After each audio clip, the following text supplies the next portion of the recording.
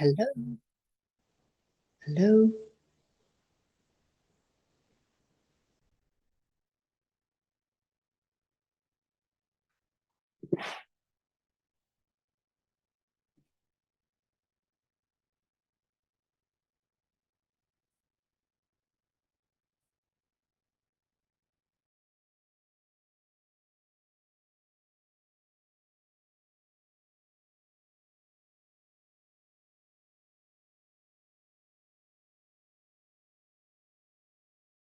Hi, Kate. Good morning. Can't hear you for some reason. I'll try and Now you can hear me. I can. Hi. So do you want me to start presenting? Have you got my slides? I do. Great. Yes, I'll share them. It's just better Thank than you if for- I share the screen here because the internet signal can go. Yeah, I know. My voice will continue. Technology. All right, I'll share them now. Thank you. Sorry about the last minute. No, it's nature. cool. The 1 second, sorry.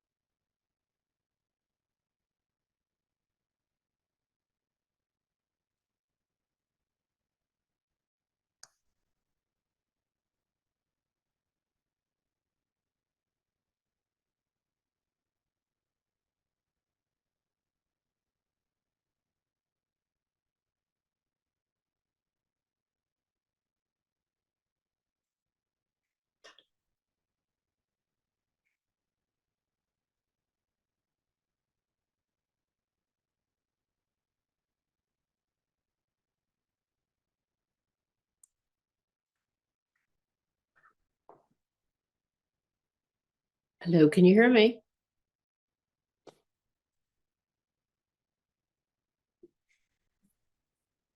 Yeah, we can hear you just sharing the screen and Yeah, could you share it in presenter view, please? yeah, can you see the screen? The Presenter view. Okay. Oh yeah. Do you know how to do? Yeah. So is this meeting just, are you going to be sharing recordings? Is there anybody else at it? I think somebody has joined. Yeah, the idea is to share all sessions, so it is being recorded. Grand. If you could do presenter view, then it's better. Let me see, where is it? Yeah, the computer is just really Yeah, slow. press slideshow up above on the orange bit. If you press slideshow. Basically now the mouse is not working. Yes, sorry. The technology is failing us today. Okay. Well, at least if you're recording it, you can edit the recording. Yeah. Yes. Should be loaded in a few seconds, sorry. No problem at all. Oh, thank you. Oh,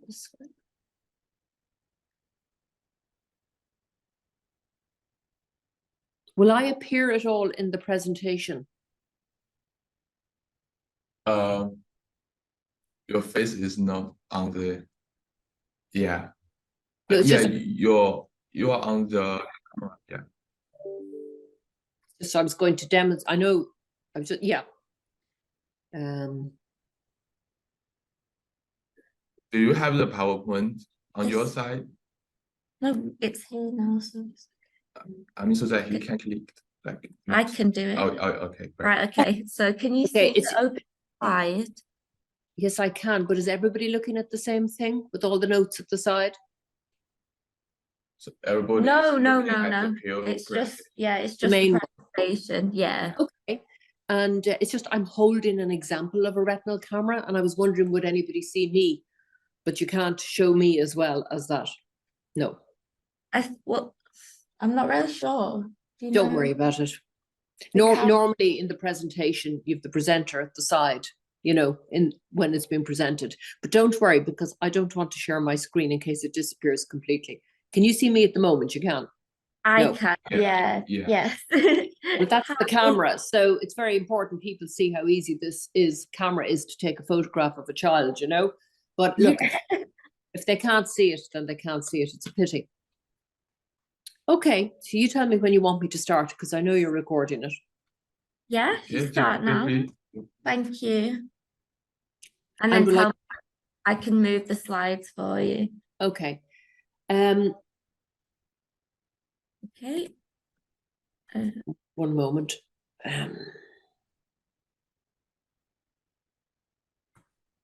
Okay, so we'll go back to the first slide if that's possible, please. Yeah, of course. And that's the only, you won't be seeing the bit at the side when I start talking, will you? No. Okay, well, whatever, you know, display set. Okay, that's fine.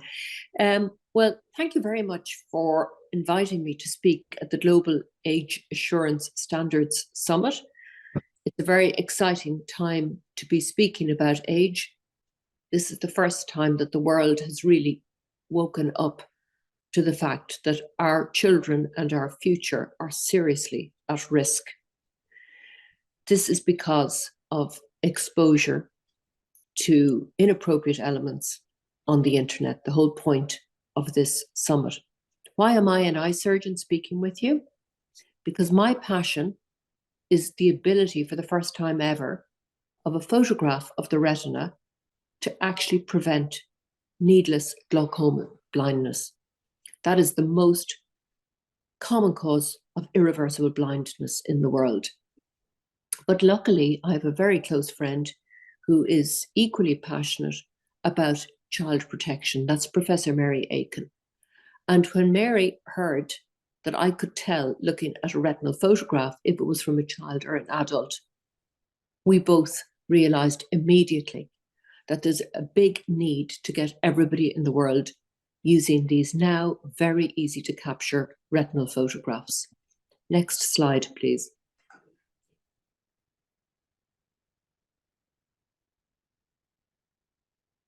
Even recently, Apple has launched its new fantastic virtual reality headset.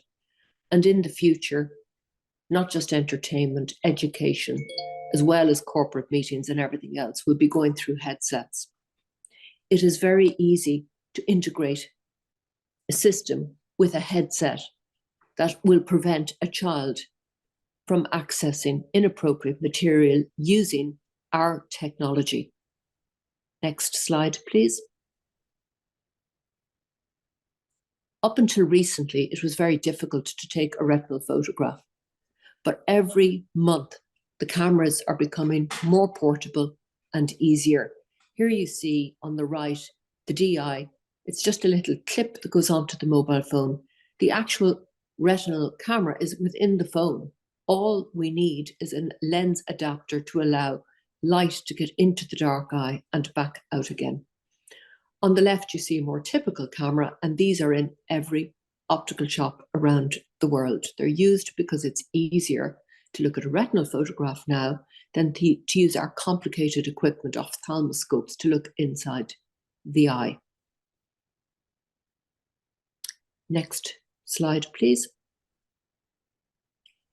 We have developed, using an artificial intelligence platform, a new patented use of using a little easy to get photo of the optic nerve head at the back of the eye as a biometric. Why do we do this? Well, even with the simplest cameras and no eye drops, the optic nerve is sitting straight at the back.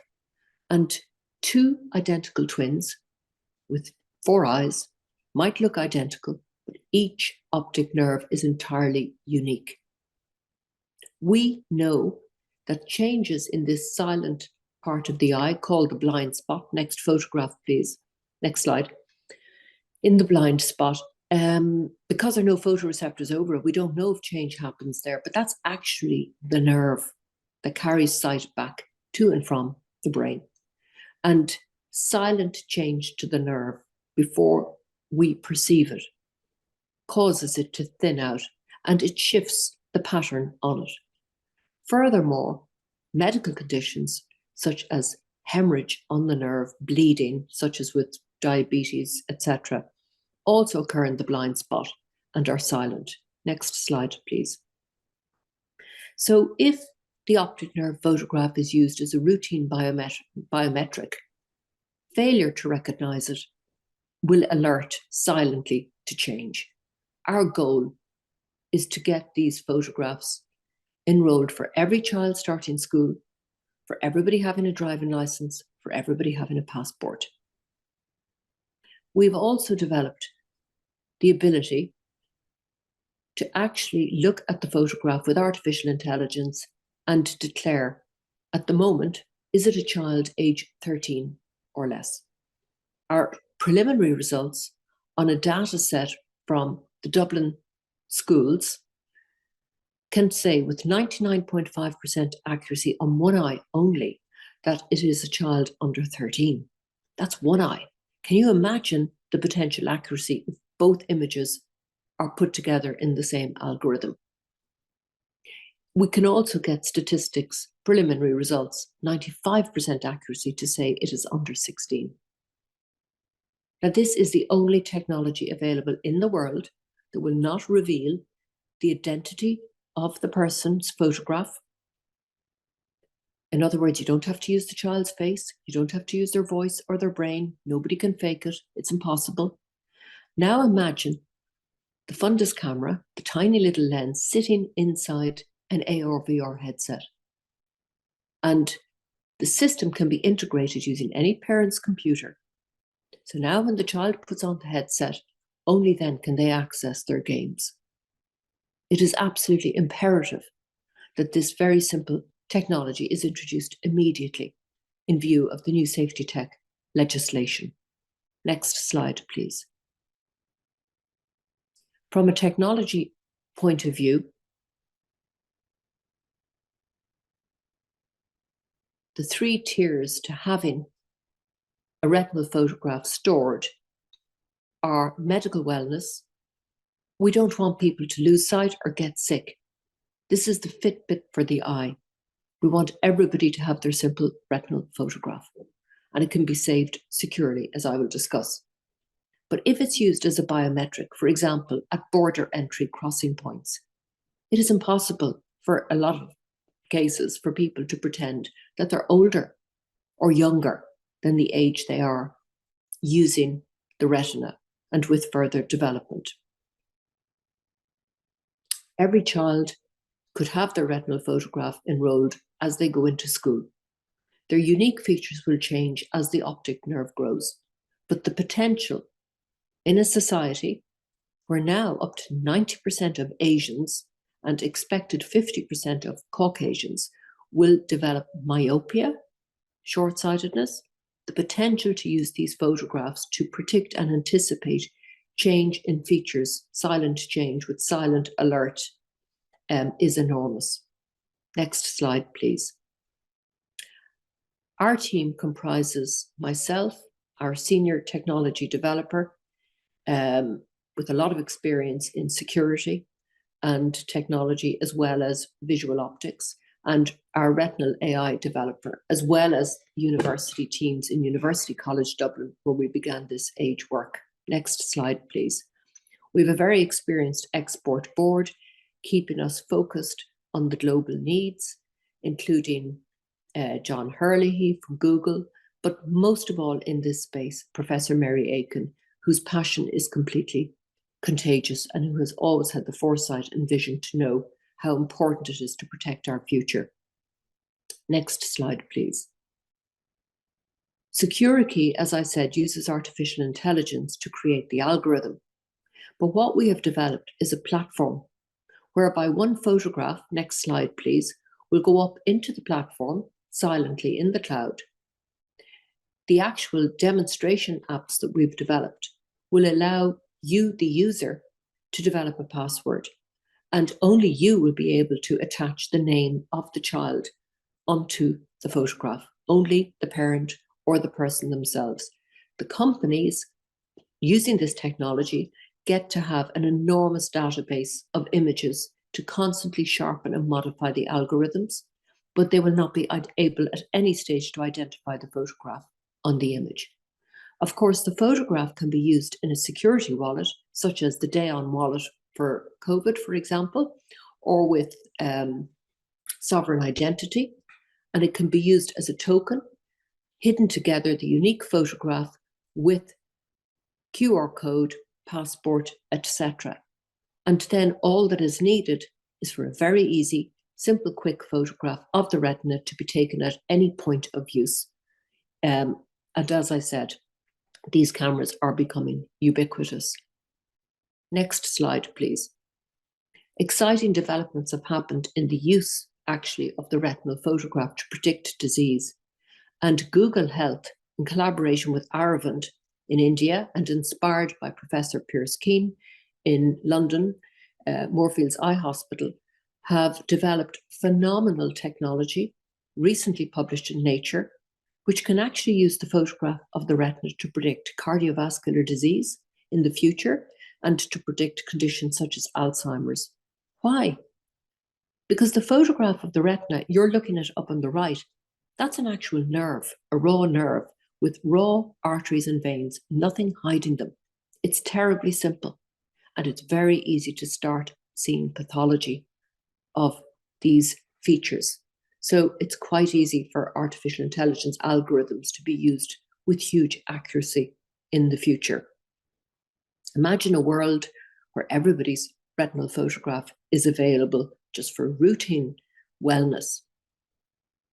Next slide, please. What is unique about what we have developed is we're not talking about a disease diagnosis. None of this works unless every human being in the world has a baseline photograph registered, because one cannot alert to change, such as loss of the nerve due to blindness, unless the baseline photograph is already up there. What is completely critical and exciting is that this is the only technology that will actually allow somebody to identify the child. So if every child from going to school upwards for the rest of their lives has photographs just routinely taken when they go to school, when they go for their driving license, when they go for their passports, when they're going into any events, but most of all, when they put on a headset, then the chances of the human race having 80 million people with silent glaucoma sight loss in the future almost disappears. But most of all, and particularly in relation to this summit, it is hard for any judge in any court not to find somebody in the software industry guilty if they are allowing children to access games on headsets without using this technology to protect their children. Thank you. Next slide, please. Thank you, Kate. That was really interesting. There's a few people online if anybody has any questions.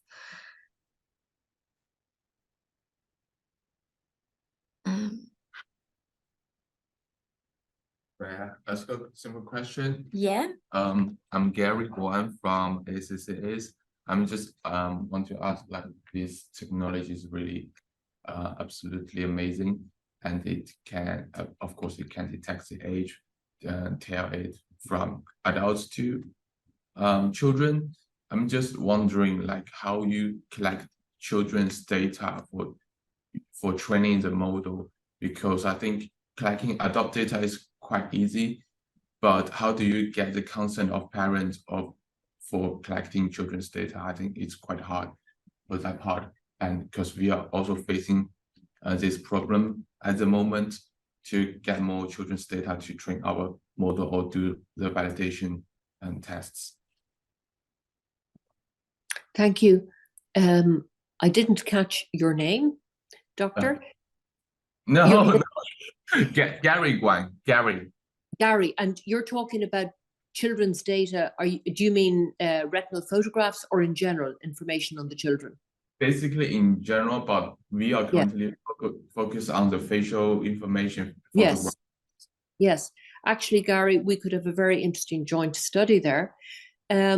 You can hear how strongly I feel about this and how the world needs to know about this. And there is nobody, if you look up Professor Mary Aiken, you will find a lot of information, a lot of videos. She's been campaigning widely. So Mary Aiken and I both went into the Dublin schools. We went and met the headmasters, the headmistresses, and we wrote to the parents. And we then had my practice nurse with the retinal camera. I have to say that the head of Topcon, the camera company in Ireland, felt strongly about what we were doing and actually drove one of the larger cameras, Fergus Byron, from school to school. So we got ethical approval through University College Dublin before commencing the study. And parents, not every parent consented, but lots of parents consented for their children to be photographed.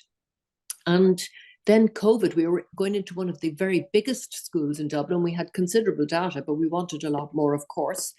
And we were going into one of the absolute biggest schools. We were about to photograph 1,500 boys the day COVID broke out. And we all had to pull the cameras out.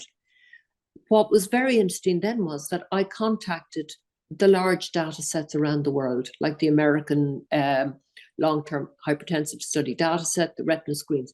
There isn't a single data set in the world with consented photographs of children. And actually, I don't blame them because, you know, everybody wants to protect their children, but we could not actually we could access loads of retinal photographs for other reasons, which we in Ireland don't need, because we've developed a lot of our algorithm work using our Irish diabetic retina screen data set. But this appears to me to be an incredibly unique data set, and we will be continuing to expand it with students going back in, medical students, etc., going back in. You cannot see me, but I have a little handheld Optomed camera made in Finland. It's really light. I'm just holding it in my hand now. It's not cheap, but really portable. And from when we started the study to me now being able to just go in with that handheld camera with equally accurate photographs, it makes a big difference. But yes, it was an extremely good question because there is no data set to our knowledge anywhere else. And I believe it was Professor Mary Aiken and myself meeting the schools, the teachers, and they know that we're only interested in the welfare of our children and in the sight and the potential for scalable solutions for eyesight and for health once everybody has a good reason to adopt this technology. Yeah, thank you so much. It's really a great answer for us. Thank you so much. Thank you. So if nobody has any more questions, I think we can close this session now. Thank you so much for speaking, and especially last minute. It was really to be here. Are you happy for your recording to be circulated? Absolutely. And thank you again for asking me. Thank you. Thank you so much. Thanks. Bye. Bye. Bye. Thank you.